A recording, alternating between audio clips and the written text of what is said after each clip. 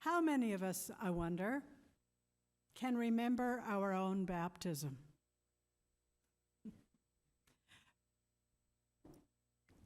Probably not your baptism as an infant, unless you were a very extraordinary baby. But most of those among us who were baptized a little later in life have memories of that powerful moment. I remember weeping buckets myself. Whether you remember it well or not, when we renew our baptismal rite each year and our vows, as we've done today, we create newer memories and a chance for new understanding about our entry into the community of God. Over the years, different parts of the Christian world have had differing questions or issues or even rules about baptism. For instance, is baptism just for infants, or should it be given upon the choice of grown believers? And sadly, folks fought and died over that one point a few centuries back.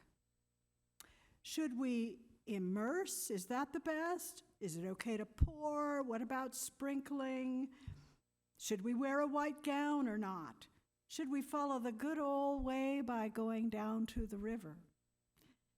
Is a big tank in front of the church okay, in front of the nave, or where should we put the font? It was, I think, a little less complicated when Jesus came to be baptized.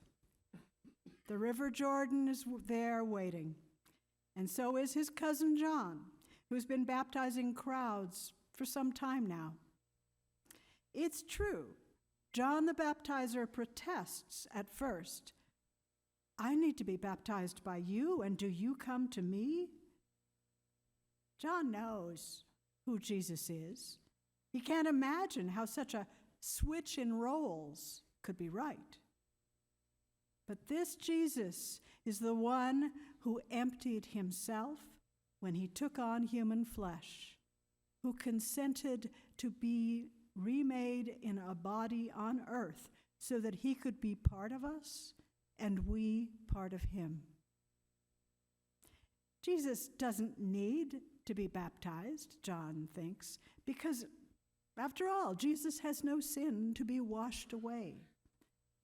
But the watchers along the river and all of us who have come to Jesus for healing, for cleansing and renewal, we are grateful to know that Jesus has walked every obedient step ahead of us, including baptism. And Jesus knows that the cleansing grace we search for, that we need, isn't easy to access when we're all alone, disconnected, no matter how humble and sincere we may be. We need each other in these sacramental moments to encourage one another, to teach, to point the way to where the water actually is. Instead of stumbling through those same empty, bleak deserts we've been lost in for a long time. Jesus, who knew about wilderness within and outside, who knew about wilderness and water, is with and in the community around us because he has walked through it all himself.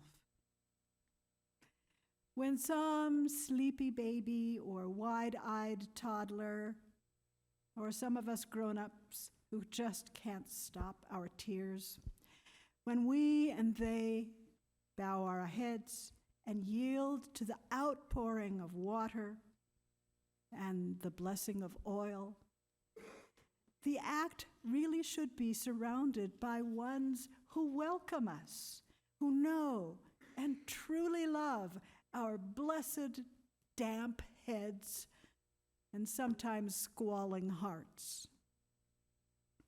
So too Jesus is baptized in the midst of witnesses, in the midst of a community of repentant and rejoicing believers. And when that happens, the heavens open. The clouds part, the Spirit shows herself like a pure white dove, and everyone present hears the holy voice pronouncing, "This is my Son, the beloved, in whom I am well pleased." How many of us, dearest friends, are longing for that voice ourselves? The voice that can tell each of us how precious we are. Not just the gifted, larger-than-life folks who get so much attention, but all of us who sometimes imagine that we're not great. That voice from heaven tells us that we aren't some underperforming bunch. We aren't afterthoughts once the star pupils have been given their gold stars, but that you, and you, and you, and every beautiful one of you are beloved of God. We please God immensely, deeply. In fact, the Creator made us because the world wouldn't be complete without each one of us. When Jesus came to set up his tent among us, to dwell God with us, right where we live, he brought all of himself. He brought his hope, his love, his delight and triumph, and he shares it with us at every baptism, at every communion, with each morsel of bread and wine. He has brought his belovedness and poured it out for us like living water, because there is an overflowing abundance of it. And he calls us, he asks us, he even woos us to bring all of ourselves to this journey.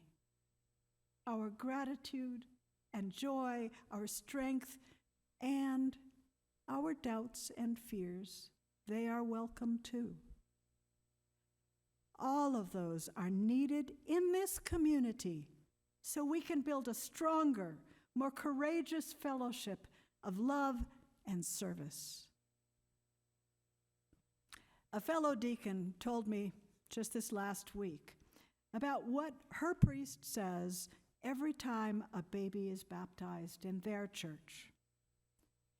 When the child has received the water, the blessings, and the holy oil, the priest holds up the baby so everyone can see it and pronounces, "We have a new member of the church, and the world will never be the same again."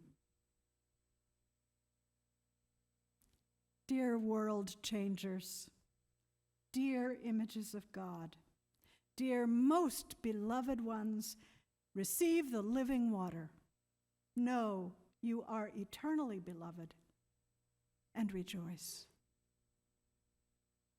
Amen. Amen.